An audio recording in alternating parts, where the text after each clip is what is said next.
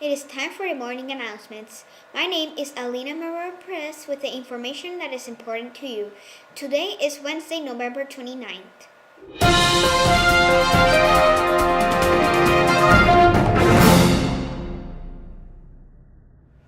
Another hump of the day has arrived and we are happy to see it. If you are super duper tired from the week of working hard, don't worry, tomorrow you can sleep for a few extra minutes. That's right, tomorrow is late start. Here's today's lunch menu.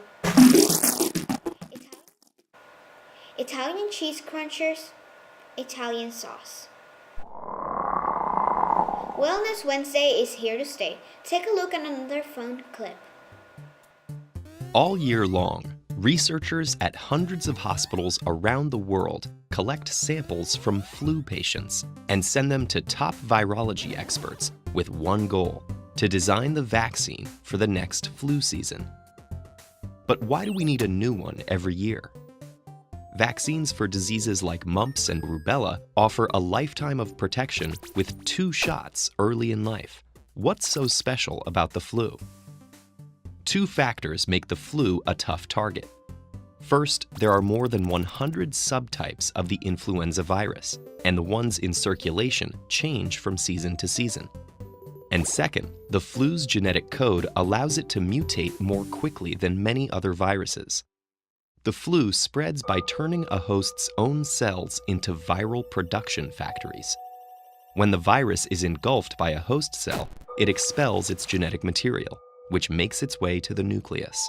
There, cellular machinery that normally copies the host's genes starts replicating viral genes instead, creating more and more copies of the virus. New viruses are repackaged and crammed into the cell until it bursts, sending freshly minted influenza viruses out to infect additional cells. Most viruses follow this script.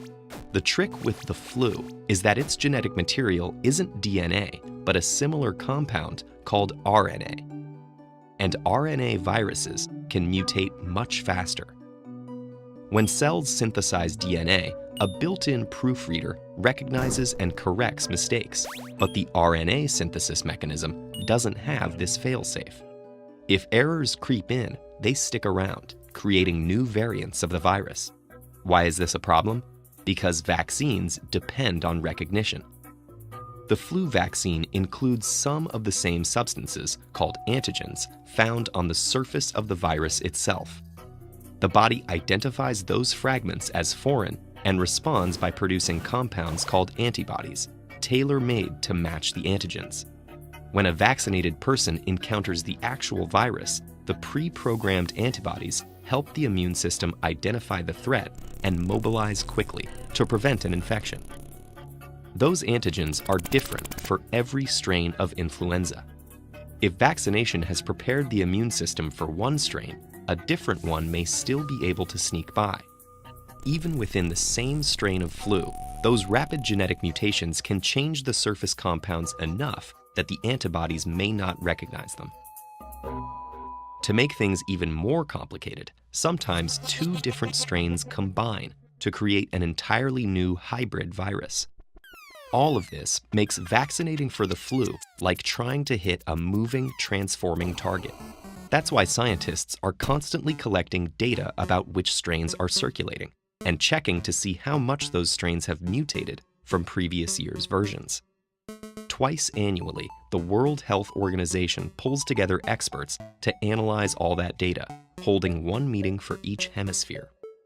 The scientists determine which strains to include in that season's vaccine, picking 4 for the quadrivalent vaccine in use today. In spite of the flu's evasive maneuvers, in recent years the group's predictions have been almost always correct. Even when flu strains mutate further, the vaccine is often close enough that a vaccinated person who catches the flu anyway will have a milder and shorter illness than they would otherwise. Vaccination also helps protect other people in the community who may not be medically eligible for the shot by preventing those around them from carrying the virus. This is called herd immunity.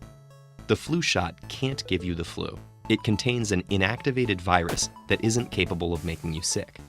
You might feel tired and achy after getting it, but that's not an infection. It's your normal immune response to the vaccine. Some parts of the world use, instead of a shot, an inhaled vaccine that contains a weakened live virus. This is also safe for the vast majority of people. Only those with impaired immune systems would be at risk, but they're typically not given live vaccines.